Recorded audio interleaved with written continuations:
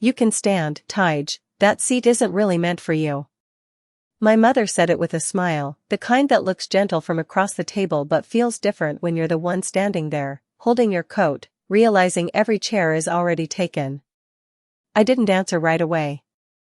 I simply looked at the table, 8 seats, 8 people, every place set neatly with silverware, folded napkins, and water glasses catching the light like nothing was out of place. Except me. I'm sorry, I said quietly, keeping my voice even, respectful. I may have misunderstood the invitation. My father didn't look up from his plate. You heard your mother, he said, not unkindly, just dismissive, like he was correcting a minor inconvenience instead of excluding his own daughter. My sister, Vanessa, leaned back in her chair and gave a small laugh, swirling her drink like this was all part of some private joke. Oh, come on, she added lightly, it's just for a bit. We didn't think you'd mind. Didn't think I'd mind. I nodded once, as if that made sense, as if standing in the corner of a dining room I had been invited into was a reasonable adjustment. Around the table, a couple of relatives exchanged glances, the kind that said they noticed, but not enough to say anything. That was always how it worked. People noticed. They just chose comfort over correction. I stepped slightly to the side, careful not to interrupt the flow of conversation as dishes were passed and laughter resumed. You look nice tonight, Tige, my aunt offered, almost as an afterthought. Thank you, I replied, offering a small, composed smile, because that was who I had learned to be in this family, polite, measured, never the one to escalate. The smell of roasted chicken and herbs filled the room, warm and familiar, the kind of dinner that used to mean something different when I was younger. Back then, a seat was never a question. Back then, I believed belonging was automatic. Now, I stood near the wall, just close enough to hear every word, just far enough to remind me I wasn't part of it. Did traffic slow you down? My mother asked, finally looking at me again, as if we were continuing a normal conversation. A little, I said. Nothing unexpected. She nodded, satisfied, then turned back to Vanessa, who was already telling a story about her latest promotion, her voice animated, confident, centered, exactly where she was meant to be. I listened without interrupting, hands loosely folded in front of me, posture straight, expression calm. If anyone had walked in at that moment, they might have assumed I was waiting for something temporary. They wouldn't have seen what I saw. The extra chair that had been moved out of the room. The place setting that had never been arranged. The way no one had asked if I needed anything. It wasn't an oversight. It was a decision. Tige, my mother said again, softer this time, you're not uncomfortable, are you? I met her eyes, and for a brief second, I wondered if she expected me to protest, to make it easier by reacting. Not at all, I answered, my tone steady, almost reassuring. Please, don't let me interrupt your evening. That seemed to satisfy her. Conversation picked up again, glasses clinked, and for a while, I became part of the background, present, but not included. I could have said something then. I could have asked for a chair, questioned the arrangement, pointed out the obvious imbalance sitting right in front of all of them. But I didn't. I remained exactly where they had placed me, quiet, observant, patient. Because sometimes, the moment you choose not to react is the moment everything begins to shift. And as I stood there, listening, watching, letting the silence build around what had just happened, I realized something very simple: this wasn't about a chair. It never was. And I wasn't going to fix it by asking for one. I stayed where I was, just off to the side of the table, close enough to hear every word but far enough that no one had to acknowledge me again, and that seemed to be exactly how they preferred it. Plates were passed, glasses were refilled, and conversation moved forward as if nothing unusual had happened, as if leaving one person standing in a room full of empty space was perfectly acceptable when it was me. Vanessa, tell them about the offer, my father said, finally sounding engaged, his attention fully directed toward my sister. She smiled, pleased, sitting a little taller in her chair. It is not finalized yet, she said, though her tone made it clear she enjoyed saying it out loud, but the firm wants me to lead the new division. It would mean relocating, but it is a huge step up. That is incredible, my mother replied immediately, pride filling her voice in a way I had not heard directed at me in a long time. We always knew you would go far. I listened quietly, my expression composed, my posture unchanged. Congratulations, Vanessa, I said when there was a natural pause, my tone sincere, measured. She glanced at me briefly, then nodded. Thank you, she said, before turning back to the others, already moving on. The acknowledgement was quick, almost transactional, like checking a box rather than sharing a moment. You have always had that drive, my father continued, leaning forward slightly. You know how to position yourself. That is what matters. I noticed the phrasing. Position yourself. It was interesting, considering where I was standing. My aunt laughed softly. It must be nice to have someone in the family who really understands how to build something meaningful. The comment hung in the air for a second longer than it should have. No one corrected it. No one clarified it. They simply let it settle, like everything else. I lowered my gaze briefly, not out of shame, but out of habit, the kind that comes from years of choosing composure over confrontation. Tige, my mother said again, as if remembering I was still there, there is a plate in the kitchen if you would like to fix something for yourself. For a moment, I almost smiled at the phrasing. Fix something for yourself. As though I had walked into a space that required me to accommodate myself instead of being accommodated. That is very kind of you, I replied gently, but I am fine, thank you. She nodded, satisfied, and returned to her conversation, the offer clearly more about appearances than inclusion. I shifted my weight slightly, careful not to draw attention, and let my eyes move across the room with intention this time. The details were small, but they added up. The table had been extended earlier than usual. Extra chairs had been brought in. Every place setting was deliberate, evenly spaced, measured. This had not been arranged quickly or carelessly. It had been planned. You remember the Anderson property? My father asked suddenly, his voice lowering just enough to signal a more serious conversation. They are finalizing the lease terms this week. My attention sharpened slightly, though I did not move. Vanessa leaned in, interested. Are they still using the same management group? For now, he said. But that could change depending on how things are structured moving forward. My mother nodded, as if she understood every layer of that discussion. It is important to keep control where it matters, she added. Control. The word landed differently for me than it seemed to for the rest of them. I let the conversation continue without interruption, though I listened more carefully now. Once the paperwork is signed, it will be easier to make adjustments, my father continued. We just need everything aligned before that point. I folded my hands more firmly, my calm expression unchanged, even as a quiet realization settled into place. They were speaking with confidence, with certainty, with the assumption that everything was already within their grasp. And yet, they had not asked a single question about the one detail that would have clarified everything. They had not asked me anything at all.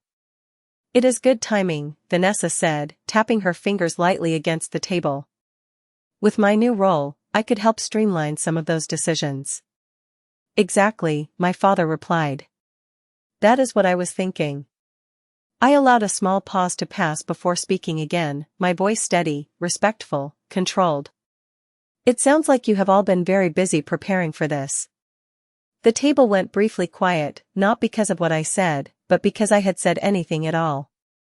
My father glanced at me, then gave a short nod. We have, he replied. There is a lot to manage.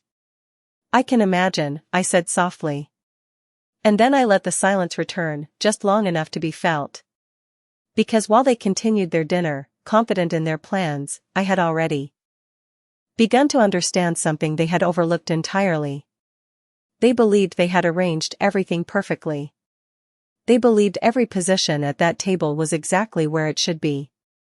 What they had not considered was that the only person they had left standing was also the only one who had not agreed to any of it. I remained still as their conversation continued, letting each word settle with a clarity that only comes when you stop trying to belong and start paying attention instead, because once you remove expectation, patterns become impossible to ignore. My father spoke with the confidence of someone who believed every piece was already in place. My mother nodded as if the outcome had already been decided, and Vanessa leaned forward, inserting herself into decisions she clearly assumed she would soon control. Once everything is transferred, we will not have to deal with outside interference anymore, my father said, cutting into his food with calm precision. It will all stay within the family. I noticed the phrasing again. Within the family. It was interesting how easily that definition shifted depending on convenience. Vanessa smiled slightly. That makes sense. It would be easier to manage without too many variables. Too many variables. I almost repeated it in my mind, but instead I kept my expression neutral, my tone measured when I finally spoke. Clarity does make decisions easier, I said quietly. My father glanced at me again, this time holding my gaze a second longer than before, as if trying to determine whether I was simply agreeing or implying something else. Exactly, he said after a moment. That is why we are being thorough. I inclined my head slightly, acknowledging his point without challenging it, because there was no need to challenge something that had already revealed itself. Across the table, my aunt leaned toward my mother and lowered her voice, though not enough to keep it from carrying. It is good that Vanessa is stepping into a stronger role. Someone has to take responsibility moving forward. My mother nodded. She understands how things work. She always has. I did not respond to that.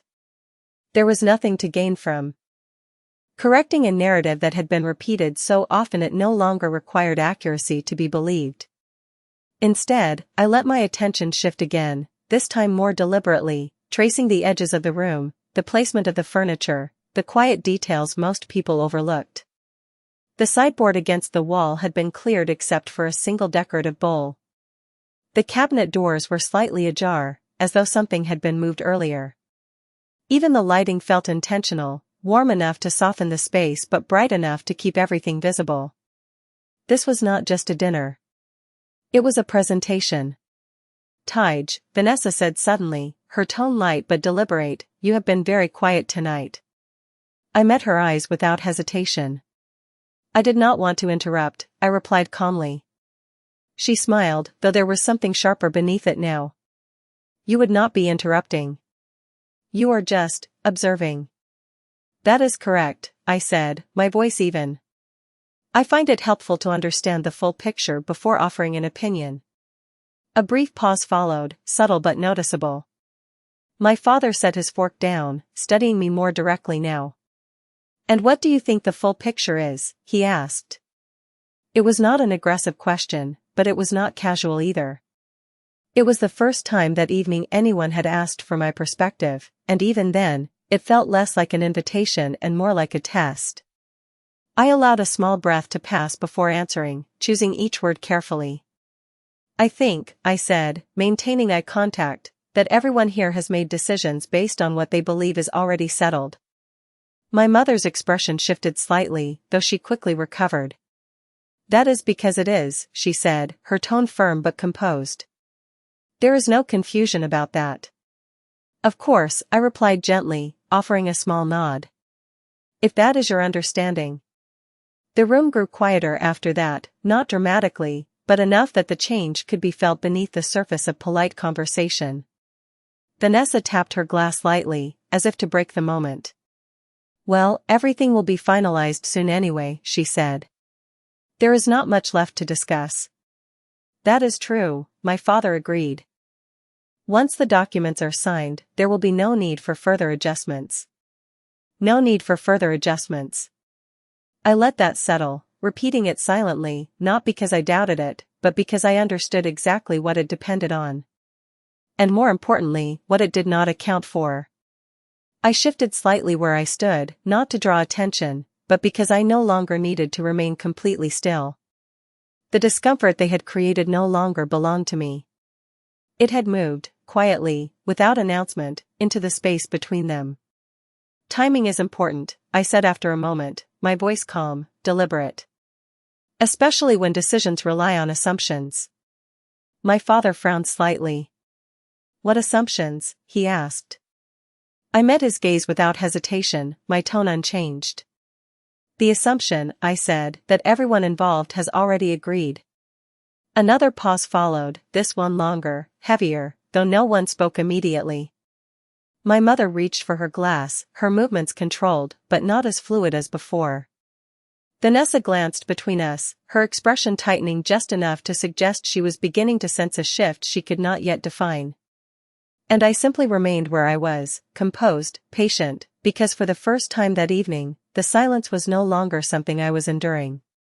It was something they were starting to feel. The silence did not break all at once, it shifted slowly, like a room adjusting to a pressure no one had prepared for, and I could see it in the way my father leaned back slightly, no longer as relaxed, in the way my mother's fingers stayed wrapped around her glass a second too long, and in the way Vanessa stopped tapping her nails against the table because even she understood that something had just changed direction. I am not sure what you are implying, my mother said finally, her tone still composed but no longer effortless. I inclined my head slightly, keeping my voice calm, respectful. I am not implying anything, I replied. I am only observing what has already been said. My father exhaled quietly, the kind of controlled breath that signals a shift from casual conversation to something more deliberate. Everything has been handled appropriately, he said. There are no loose ends. That is good to hear, I answered gently, though my gaze remained steady, not challenging, but not retreating either. Across the table, Vanessa let out a small, tight laugh, attempting to soften the moment. This is getting unnecessarily serious, she said, glancing around as if to pull everyone back into a more comfortable version of the evening. We are just discussing plans. Of course, I said, offering a faint smile. Plans are important. The words were simple, but I let them settle just long enough to be noticed. My aunt shifted in her seat. Tige, dear, she said carefully, if there is something you would like to say, you can say it. I turned toward her, my expression unchanged. Thank you, I replied. I appreciate that. I paused then, not because I did not have anything to say, but because timing mattered more than words, and I could feel the room leaning toward something they did not yet understand. I simply believe, I continued, that clarity prevents complications later. My father frowned slightly. There will not be complications, he said. Everything is already aligned. I nodded once. That would depend, I said softly, on whether all necessary parties are actually aligned. This time, the pause was immediate. My mother set her glass down with a small, controlled motion. Everyone who needs to be involved is involved, she said, more firmly now. There is no confusion about that. I held her gaze for a moment, then responded with the same calm tone I had maintained all evening. If that is the case, I said, then there should be no issue reviewing the structure before anything is finalized. Vanessa's expression shifted, the confidence she had been holding now replaced with something more cautious. Why would we need to review it? She asked. It has already been discussed. I looked at her briefly, then back to my father. Because, I said, final decisions tend to carry more weight when they are made with complete awareness. My father's posture straightened slightly. We are aware, he replied. Nothing has been overlooked. I allowed a small breath to pass before answering, not rushing, not pressing, just placing the words exactly where they needed to land. That is reassuring, I said. It would be unfortunate if something important had been assumed rather than confirmed.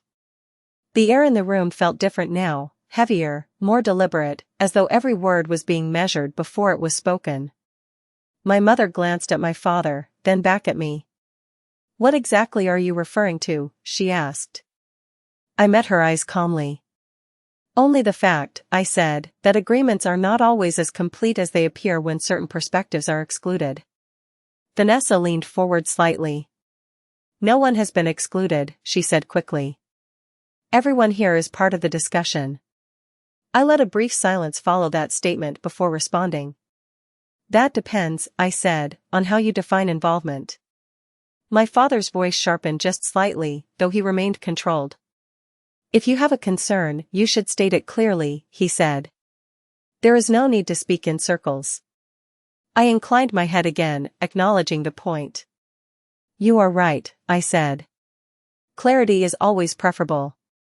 I allowed another brief pause, just enough to ensure their attention was fully centered, before continuing.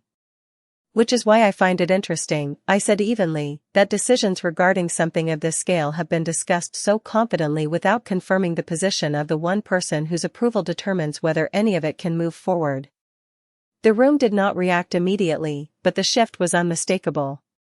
My mother's expression stilled completely. Vanessa's posture tightened. My father's gaze locked onto mine, searching now, no longer dismissive. And I remained exactly where I had been placed at the beginning of the evening, calm, composed, still standing, but no longer outside the conversation, because now, whether they were ready or not, they were beginning to understand that the one person they had chosen not to seat was the only one who could decide whether any of them remained where they were. No one spoke for a few seconds after that, not because they did not have anything to say, but because they were all trying to understand exactly what I meant without asking the question directly, and that hesitation alone told me everything I needed to know.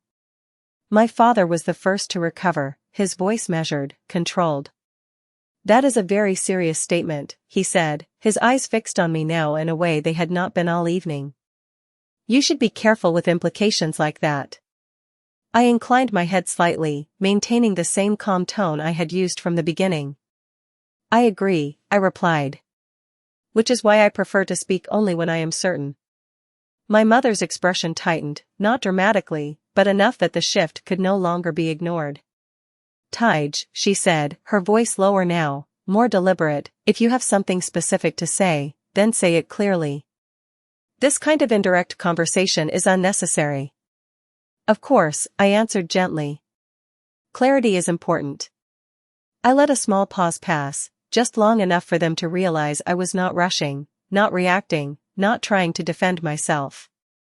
I was simply allowing them to catch up. Vanessa leaned forward slightly, her earlier confidence now replaced with a sharper edge. You are making this sound like we have done something wrong, she said. We have not excluded anyone from anything that matters. I met her gaze briefly, then returned my attention to my father. That depends on how you define what matters, I said calmly. My father exhaled slowly, placing his fork down with more intention this time. Everything that has been discussed tonight is based on agreements that were already in place, he said. There is nothing new here. That is precisely why I find it concerning, I replied, my voice steady, respectful, because agreements require acknowledgement from all parties involved, not just assumption. My mother's hand stilled against the table. Are you suggesting that you were not informed? She asked. I allowed a faint, almost polite smile. I am not suggesting anything, I said. I am simply pointing out that being informed and being included are not the same thing. That landed. I could see it in the way Vanessa's posture shifted again, in the way my father's eyes narrowed slightly, not in anger, but in calculation. You were invited here tonight, my mother said, her tone sharpening just enough to carry weight. That is inclusion. I held her gaze, unflinching but respectful. Being invited to observe is not the same as being invited to participate, I replied. The words were simple, but they changed the air in the room immediately. No one corrected me this time. No one laughed it off. Even my aunt, who had been trying to soften the conversation earlier, remained quiet. My father leaned back in his chair, studying me more carefully now, as if reassessing something he thought he had already understood. You are implying that your role in this is more significant than we have accounted for, he said. I am not implying anything, I answered again, keeping my tone even. I am stating that my role has not been accounted for at all. Another pause followed, heavier than before. Vanessa's voice came next, quieter, but more tense. And what exactly do you think your role is? She asked. I turned my attention to her fully this time, my expression unchanged. I do not think, I said calmly. I know. The certainty in that statement was not loud, but it did not need to be. It settled into the room with a weight that none of them could ignore. My mother shifted in her seat, her composure beginning to show small fractures at the edges. Then perhaps you should explain, she said, her voice controlled but no longer effortless. I allowed a brief silence to follow, not to create drama, but because timing mattered more than volume. I will, I said. In the appropriate moment. My father's brow furrowed slightly. And when would that be? He asked. I glanced briefly at the table, at the carefully arranged plates, the untouched portions of food, the structure they had built for an evening that was supposed to reinforce their control. Then I looked back at him. When everyone is ready to hear it, I replied. Vanessa let out a small, frustrated breath. This is unnecessary, she said. We are talking about finalized decisions, not hypotheticals.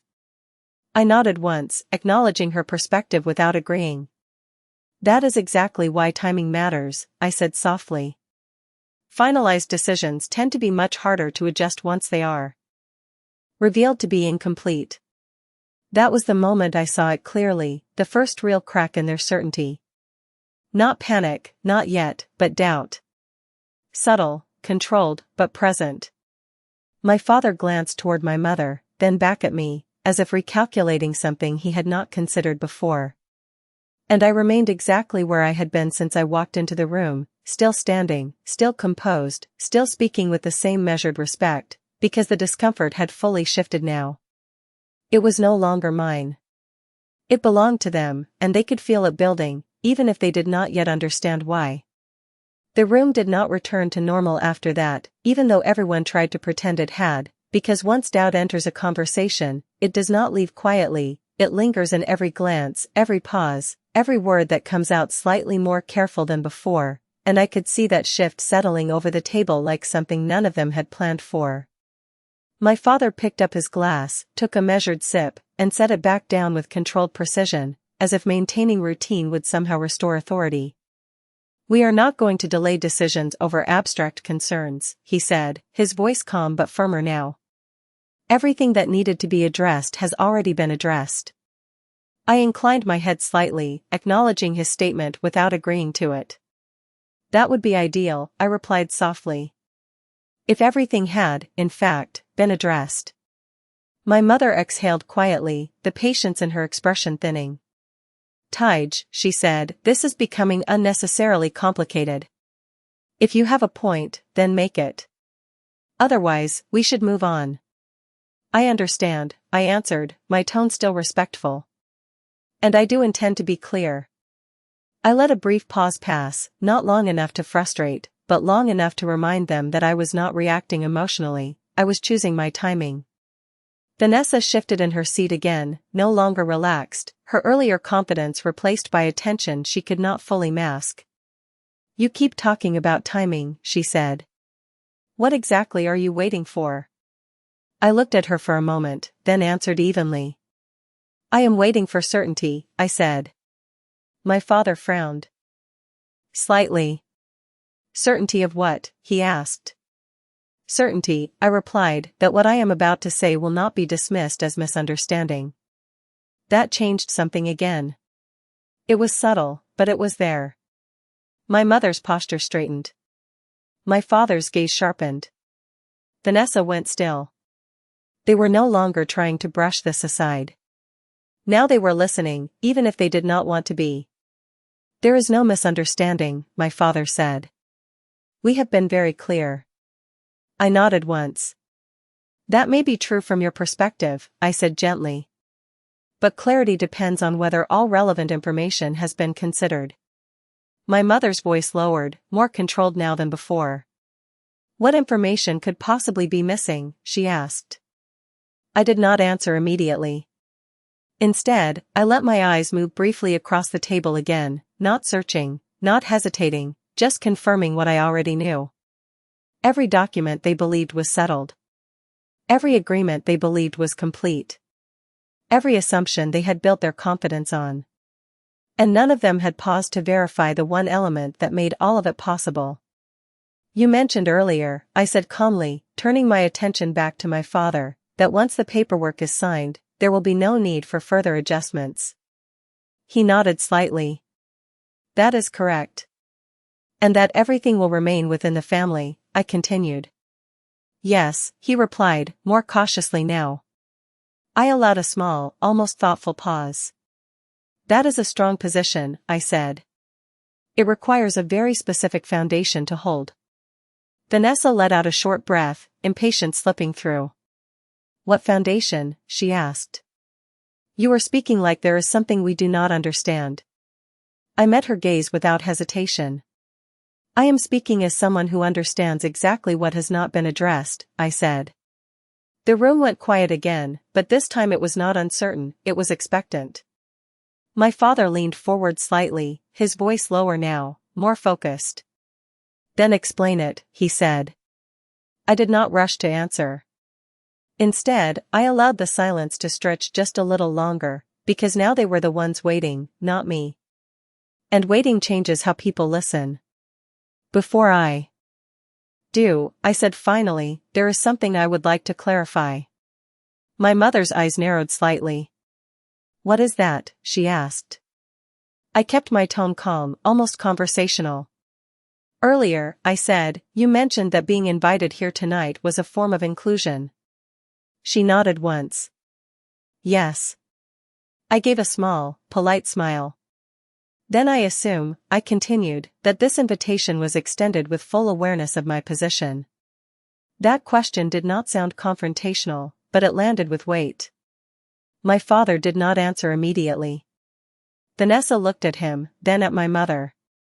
My mother spoke first, her tone measured. Of course we are aware of your position, she said. I held her gaze for a moment, then nodded slightly. That is helpful to know, I said. Another pause followed, quieter but heavier than any before it. Because now there were only two possibilities. Either they truly understood my position and had chosen to ignore it, or they had never understood it at all. And both of those outcomes led to the same place. I remained exactly where I had been standing since the beginning of the evening, calm, composed, patient, because the moment had finally arrived where silence was no longer necessary. Not because I needed to prove anything, but because they had reached the point where they were ready to hear it. And more importantly, they no longer had the comfort of assuming they already knew.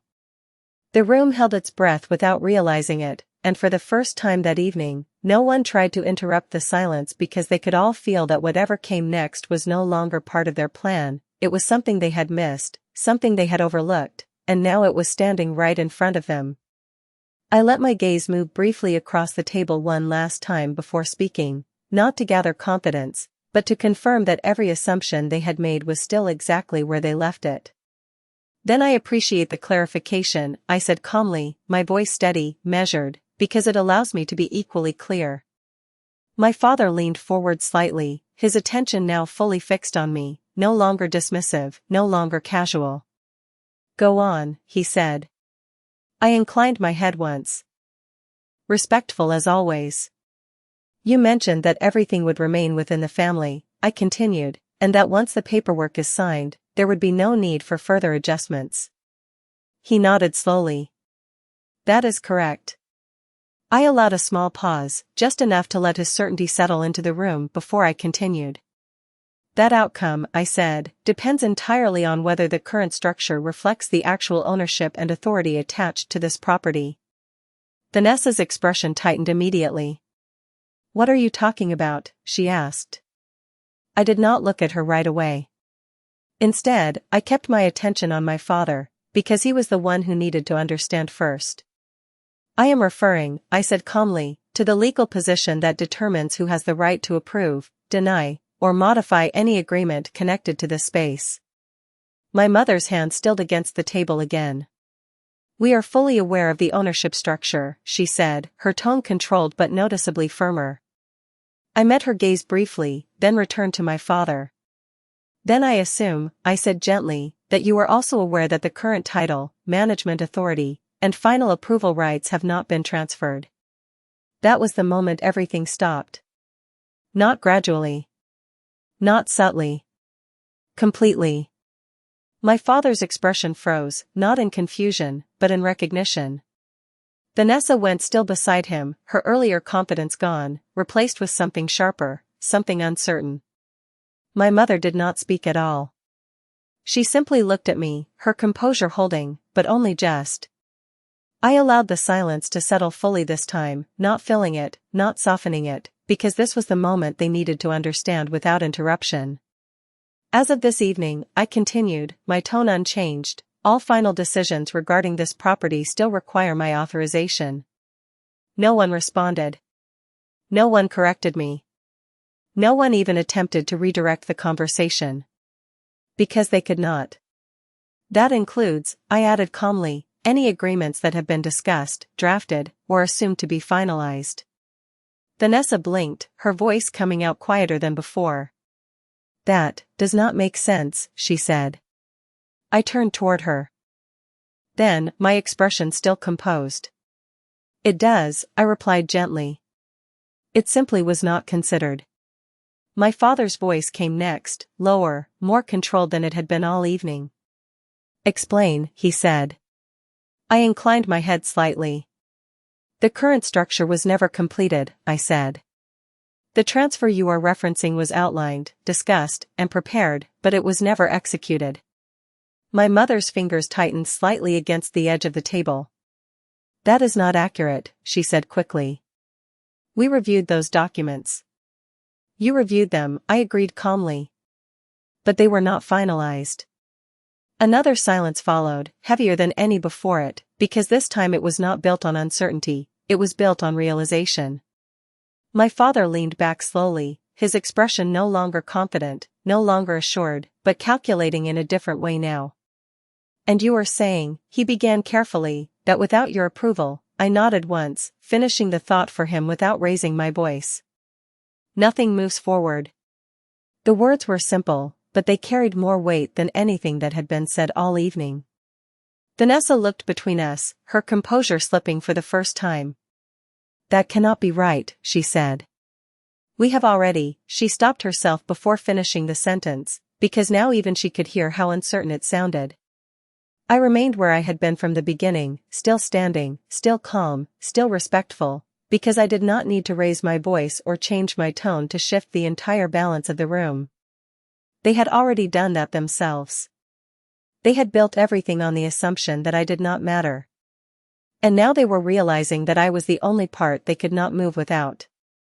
No one reached for their glass after that, no one continued eating, and the carefully arranged dinner that had felt so controlled just minutes earlier now sat untouched, as if the entire room had paused without permission, and for the first time that night, they were not leading the moment, they were reacting to it. My father was the first to speak again, but his voice had changed, not louder, not aggressive, just sharper, more deliberate.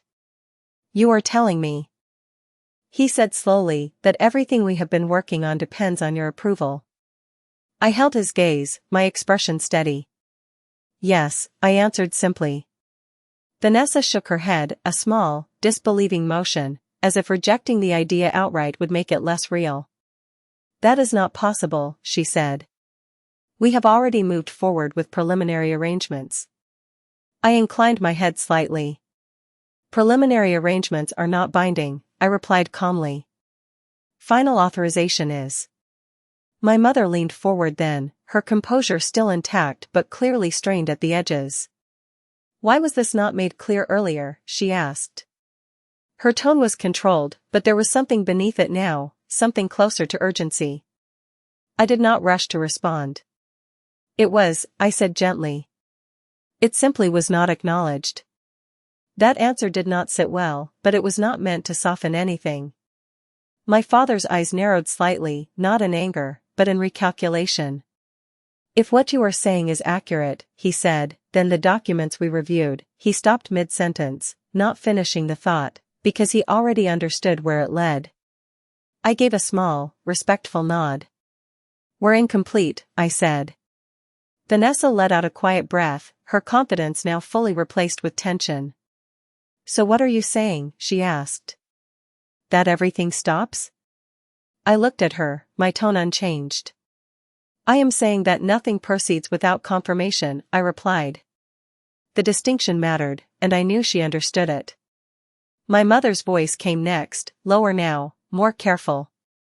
Tige, she said, we have invested time, resources, and planning into this. You cannot expect us to simply, she paused, choosing her words more carefully than before. Pause everything based on a technicality. I met her gaze calmly. This is not a technicality, I said. It is the foundation. That landed harder than anything else, because it left no room for interpretation. My father leaned back slightly, his hand resting against the table as he considered the situation in full for the first time. If this is true, he said slowly, then you have known this entire time. I nodded once. Yes. Vanessa looked at me sharply. And you chose not to say anything? She asked. I allowed a brief pause before answering, not defensive, not reactive. I chose to listen first, I said. The simplicity of that answer seemed to unsettle them more than anything else, because it meant that every word they had spoken, every assumption they had made, had been heard, measured, and understood without interruption. My mother's expression tightened again. This could have been addressed privately, she said. There was no need to bring it up like this. I inclined my head slightly. There was no need to exclude me either, I replied, my tone still calm, still respectful, but no longer yielding. That was the moment the room shifted completely.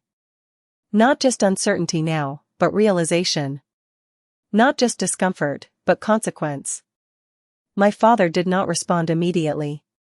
He looked at the table, then at my mother, then back at me, as if assembling a new understanding piece by piece. What exactly do you want? He asked finally. It was not a demand. It was a question, and that difference mattered. I did not answer right away. Instead, I allowed the silence to settle again, not to create tension, but because for the first time that evening, they were asking the right question. I want clarity, I said at last. The same clarity you believed you already had. Vanessa exhaled slowly, her earlier certainty gone entirely now. And if we do not agree? She asked. I met her gaze evenly. Then nothing changes, I said. No raised voice. No dramatic emphasis. Just a simple statement of fact. My mother sat back slightly, her posture no longer as composed as it had been at the start of the evening. My father remained still, his expression focused, calculating, but no longer certain. And I remained exactly where I had been placed at the beginning, still standing, still calm, but no longer overlooked, because now every decision in that room had shifted toward one unavoidable truth. They had built everything assuming I did not matter. And now they had to face the reality that I was the one they needed. No one spoke immediately after that, and this time the silence did not feel temporary, it felt permanent, like something had shifted too far to be undone by a simple apology or a change in tone, and for the first time that evening, no one was pretending anymore. My father looked down at the table, then back at me, his expression no longer controlled in the same way, but not chaotic either, just unsettled. So what happens now? He asked quietly. It was not the same voice he had used earlier. It carried less certainty, more calculation, and something else beneath it that I had not heard from him in a long time, uncertainty. I held his gaze, my posture unchanged. That depends on what you decide to do next, I said calmly. My mother exhaled slowly, her fingers still resting against the edge of her glass, though she had not touched it again. Tige, she said, more carefully now, this does not have to become something larger than it is. We can resolve this. I inclined my head slightly. I agree, I replied. It can be resolved. Vanessa let out a quiet breath, her earlier confidence completely gone. Then let us resolve it, she said, her tone sharper than she intended, as if urgency had replaced control.